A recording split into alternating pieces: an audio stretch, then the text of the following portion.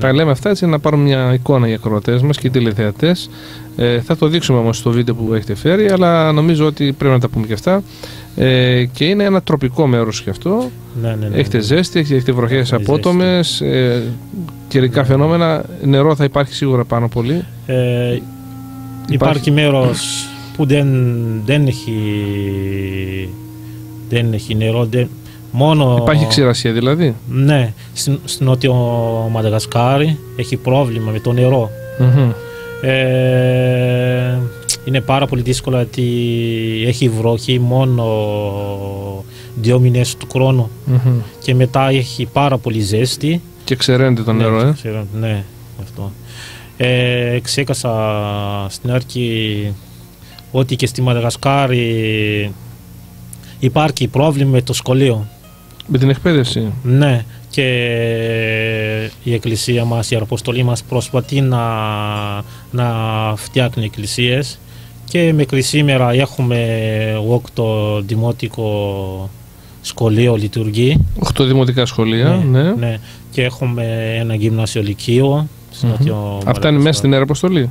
Ναι. Μέσα στην Ιεραποστολή, ναι. Είναι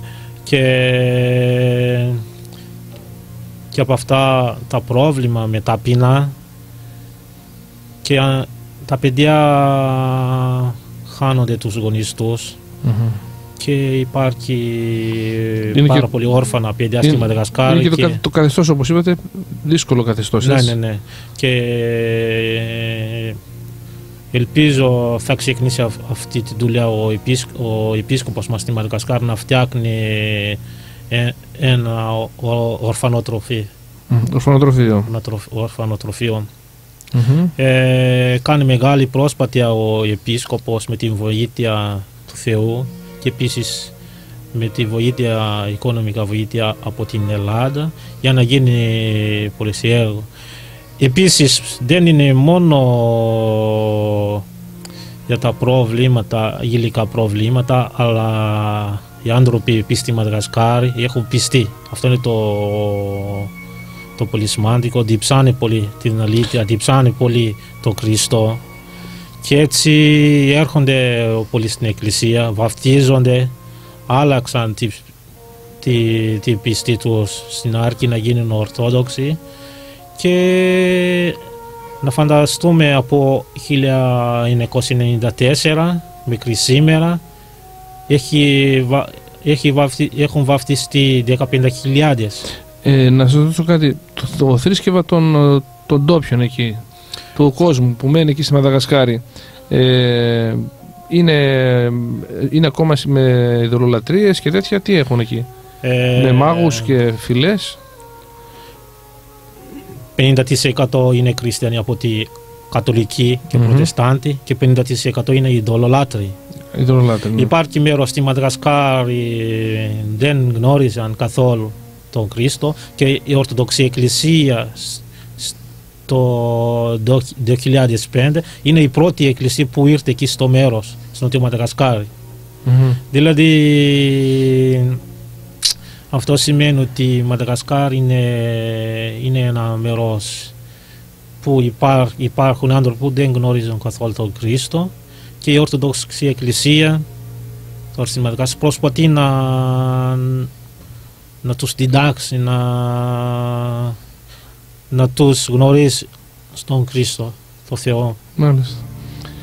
Και όταν λέτε ότι το 50% είναι ειδωλολάτρες, είναι αυτοί περισσότερο που ζουν στα χωριά, Πάτερ Στέφανε? Ναι. Περισσότερα ζουν στα χωριά. Στα χωριά, μέσα στις πόλεις δηλαδή τις μεγάλες έχουν προσχωρήσει είτε στους ρωμακαθολικούς είτε στους προτεστάντες ή όσοι είναι ορθόδοξοι. Μάλιστα. Όταν θέλω να μας μεταφέρετε λίγο έτσι, να μας το πνεύμα αυτό όταν πάτε στα χωριά, είναι η πρόσβαση δύσκολη σίγουρα στα χωριά, θα έχει χωματόδρομους, θα έχει όπως στην Αφρική.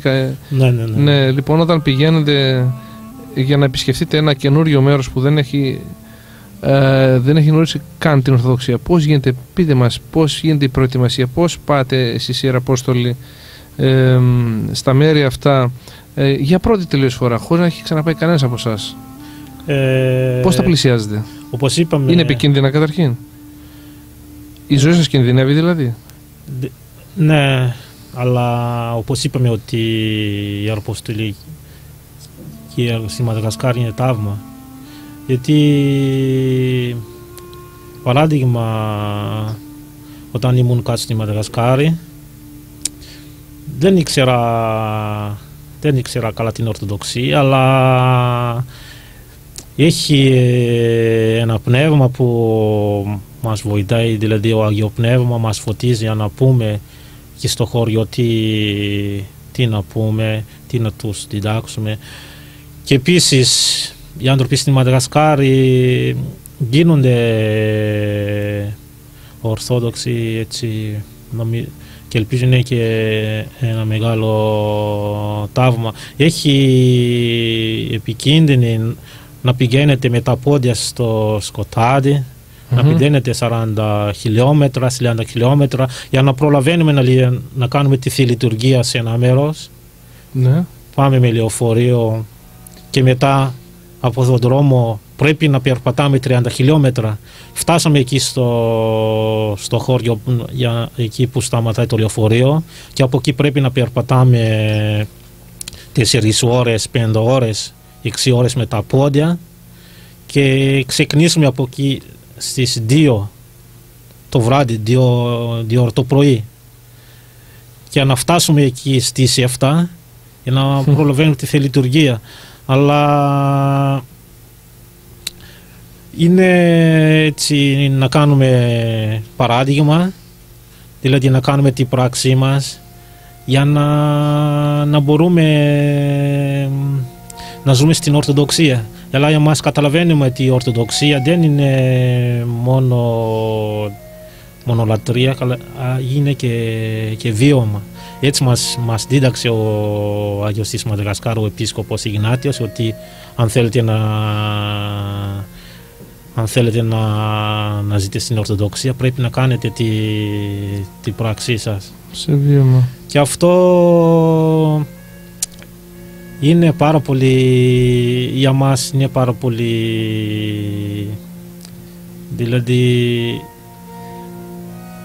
στην άλλη πλευρά είναι πάρα πολύ δύσκολα, αλλά στην άλλη πλευρά με τη βοήθεια του Θεού, με την χάρη του Θεού όλα γίνονται εύκολα. Επίσης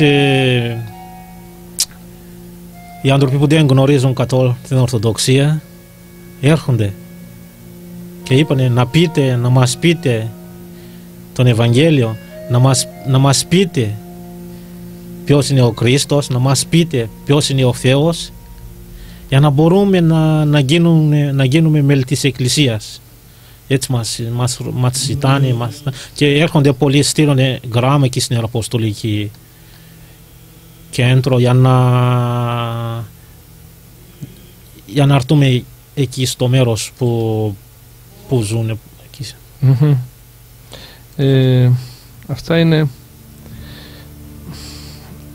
είναι συνταρακτικά που ακούμε, αγαπητοί ακροατές της Εκκλησιαστικής Ραδιοφωνίας Αλήθεια FM. Μας ακούτε εντός και εκτός Ελλάδος. Πόσες ώρες περπατάνε για να πάνε στη Θεία Λειτουργία, να προλάβουν τον όρθρο. Έχετε αυτό το μήνυμα που μας έφερε σήμερα ο Μητροπολίτης μας εδώ. Έτσι μας φέρνει εκπλήξεις πνευματικές. Έχετε ένα μήνυμα εδώ στην είσοδο προς την Αγία Τεσσαρακοστή, έναν ιεραπόστολο να μας λέει ότι περπατάει τόσες ώρες για να πάει στην εκκλησία. Και εμείς πολλές φορές που έχουμε 100 εκκλησίες δίπλα μας, τις αφήνουμε άδειες.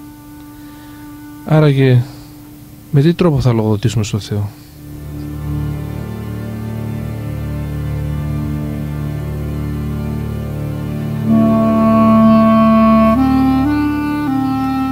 Όλοι μας